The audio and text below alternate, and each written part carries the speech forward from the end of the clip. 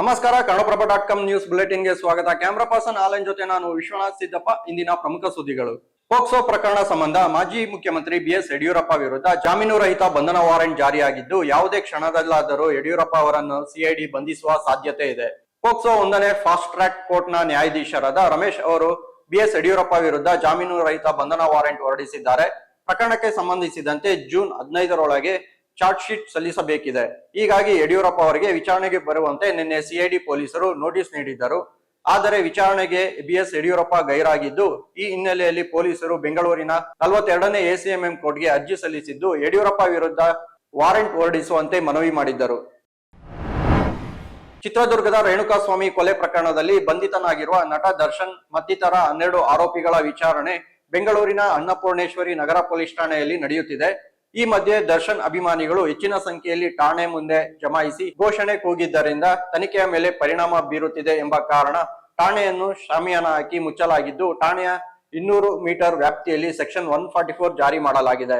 ಇನ್ನು ದರ್ಶನ್ಗೆ ವಿಶೇಷ ಸೌಲಭ್ಯ ಕಲ್ಪಿಸಲು ಠಾಣೆಗೆ ಶಾಮಿಯಾನ ಹಾಕಲಾಗಿದೆ ಎಂಬ ವಿಪಕ್ಷಗಳ ಆರೋಪಕ್ಕೆ ಪ್ರತಿಕ್ರಿಯಿಸಿದ ಕಾನೂನು ಸಚಿವ ಎಚ್.ಕೆ. ಪಾಟೀಲ್, ದರ್ಶನ್ಗೆ ಯಾವುದೇ ವಿಶೇಷ ಸೌಲಭ್ಯ ಕಲ್ಪಿಸಲಾಗಿಲ್ಲ. ಹೆಚ್ಚುವರಿ ಪೊಲೀಸ್ ಸಿಬ್ಬಂದಿಗಳು ನಿಯೋಜನೆಗೊಂಡಿದ್ದು, ಅವರ ಅನುಕೂಲಕ್ಕಾಗಿ ಶಾಮಿಯಾನ ಹಾಕಲಾಗಿದೆ ಎಂದರು. ಇದೇ ವೇಳೆ ಪೊಲೀಸ್ ಠಾಣೆಗೆ ಶಾಮಿಯಾನ ಹಾಕಿ ಮುಚ್ಚುವುದಕ್ಕೆ ಕಾನೂನಿನಲ್ಲಿ ಯಾವುದೇ ಅವಕಾಶಗಳು ಇಲ್ಲ ಎಂದು ಸಚಿವರು ತಿಳಿಸಿದ್ದಾರೆ. ಚಿತ್ರದುರ್ಗದ ರೇಣುಕಾಸ್ವಾಮಿ ಕೊಲೆ ಪ್ರಕರಣ ಮಹತ್ವದ ತನಿಖೆ ಮಧ್ಯೆ ತನಿಖಾಧಿಕಾರಿಯನ್ನು ಬದಲಾವಣೆ ಮಾಡಲಾಗಿದೆ.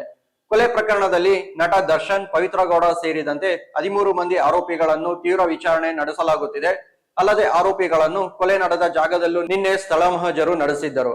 ಆದರೆ ಇಂದು ಪ್ರಕರಣದ ಆರಂಭದಿಂದಲೂ ತನಿಖೆ ನಡೆಸುತ್ತಿದ್ದ ಕಾಮಾಕ್ಷಿ ಪಾಳ್ಯದ ಇನ್ಸ್ಪೆಕ್ಟರ್ ಗಿರೀಶ್ ನಾಯಕ್ ಎಂಬುವರನ್ನು ಬದಲಾಯಿಸಲಾಗಿದ್ದು, ಅವರ ಜಾಗಕ್ಕೆ ವಿಜಯನಗರ ಉಪವಿಭಾಗ ಎಸಿಪಿ ಚಂದನ್ ಅವರನ್ನು ನೇಮಿಸಲಾಗಿದೆ. ಈ ಮಧ್ಯೆ ಶವವನ್ನು ಸುಮನಹಳ್ಳಿ ಸೇತುವೆ ಬಳಿ ಚರಂಡಿಗೆ ಎಸೆಯುವಂತೆ ಕಾಮಾಕ್ಷಿ ಪಾಳ್ಯ ಪೊಲೀಸ್ ಠಾಣೆಯ ಸಬ್ ಇನ್ಸ್ಪೆಕ್ಟರ್ ಹೇಳಿದ್ದಾರೆ ಎಂಬ ಆರೋಪ ಸಹ ಕೇಳಿ ಬಂದಿತ್ತು.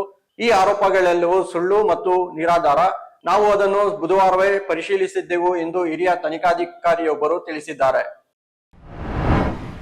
ರೇಣುಕಾಸ್ವಾಮಿ ಕೊಲೆ ಪ್ರಕರಣಕ್ಕೆ ಸಂಬಂಧಿಸಿದಂತೆ ನಟ ದರ್ಶನ್ ಅವರನ್ನು ಚಿತ್ರರಂಗದಿಂದ ಬ್ಯಾನ್ ಮಾಡಬೇಕು ಎಂಬ ಒತ್ತಾಯ ಹೆಚ್ಚಿದ ಹಿನ್ನೆಲೆಯಲ್ಲಿ ಇಂದು ಕರ್ನಾಟಕ ಫಿಲಂ ಚೇಂಬರ್ ತುರ್ತು ಸಭೆ ನಡೆಸಿತ್ತು. ಸಭೆಯಲ್ಲಿ ದರ್ಶನ್ ಅವರನ್ನು ಚಿತ್ರರಂಗದಿಂದ ಬಹಿಷ್ಕರಿಸುವ ಯಾವುದೇ ನಿರ್ಧಾರವನ್ನು ಕೈಗೊಂಡಿಲ್ಲ. ದರ್ಶನ್ ಕನ್ನಡ ಚಿತ್ರರಂಗದ ದೊಡ್ಡ ನಟ. ಬಹಿಷ್ಕಾರ ಕುರಿತಂತೆ ಸದ್ಯಕ್ಕೆ ಯಾವುದೇ ನಿರ್ಧಾರ ಕೈಗೊಂಡಿಲ್ಲ. ಆದರೆ ದರ್ಶನ್ ಎಸಗಿರುವ ಕೃತ್ಯವನ್ನು ತೀವ್ರವಾಗಿ ಖಂಡಿಸುತ್ತೇವೆ ಎಂದು ಫಿಲಂ ಚೇಂಬರ್ ಅಧ್ಯಕ್ಷ ಎನ್.ಎಂ. ಸುರೇಶ್ ಹೇಳಿದ್ದಾರೆ. ಕೊಲೆ ಆರೋಪ ಸಾಬೀತಾದರೆ ಆರೋಪಿಗಳಿಗೆ ಕಠಿಣ ಶಿಕ್ಷೆಯಾಗಲಿದೆ ಎಂದರು. ಅಲ್ಲದೆ ಕೊಲೆಯಾಗಿರುವ ರೇಣುಕಾಸ್ವಾಮಿ ಕುಟುಂಬಕ್ಕೆ ಸಾಂತ್ವನ ಹೇಳಲು ನಾಳೆ ಫಿಲಂ ಚೇಂಬರ್ನ ಪದಾಧಿಕಾರಿಗಳು ಚಿತ್ರದುರ್ಗಕ್ಕೆ ತೆರಳುತ್ತೇವೆ ಎಂದು ತಿಳಿಸಿದರು. ಮೈಸೂರಿನ ಶ್ರೀರಂಗಪಟ್ಟಣದ ನಿಮಿಷಾಂಬಾದೇವಿ ದೇವಸ್ಥಾನದ ಬಳಿ 2 ಯುವಕರು ಕಾವೇರಿ ನದಿಯಲ್ಲಿ ಮುಳುಗಿ ಸಾವನ್ನಪ್ಪಿದ್ದಾರೆ. ಮೃತರು ಬೆಂಗಳೂರು ಮತ್ತು ತಮಿಳುನಾಡು ನಿವಾಸಿಗಳಾದ ವಿಶಾಲ್ ಮತ್ತು ರೋಹನ್ ಎಂದು ತಿಳಿದು ಬಂದಿದೆ. ನಿಮಿಷಾಂಬಾದೇವಿ ದೇವಸ್ಥಾನ ಪಕ್ಕದಲ್ಲಿ ಕಾವೇರಿ ನದಿ ಹರಿಯುವುದನ್ನು ನೋಡಿ ಸ್ನಾನ ಮಾಡಲು ನಿರ್ಧರಿಸಿದರು. ಮುಂಗಾರು ಮಳೆಯಿಂದಾಗಿ ನದಿಯ ಹರಿವು ಹೆಚ್ಚಾಗಿದೆ. ಈಜು ಗೊತ್ತಿಲ್ಲದಿದ್ದರೂ ಆಳದ ನೀರಿಗೆ ಇಳಿದು 2 ನೀರಿನಲ್ಲಿ ಮುಳುಗಿದ್ದಾರೆ. ಇವು ಇಂದಿನ ಪ್ರಮುಖ ಸುದ್ದಿಗಳು. ವಿವರವಾದ ಸುದ್ದಿಗಳಿಗಾಗಿ ಕನ್ನಡಪ್ರಭ.com ನೋಡಿ. ನಮಸ್ಕಾರ.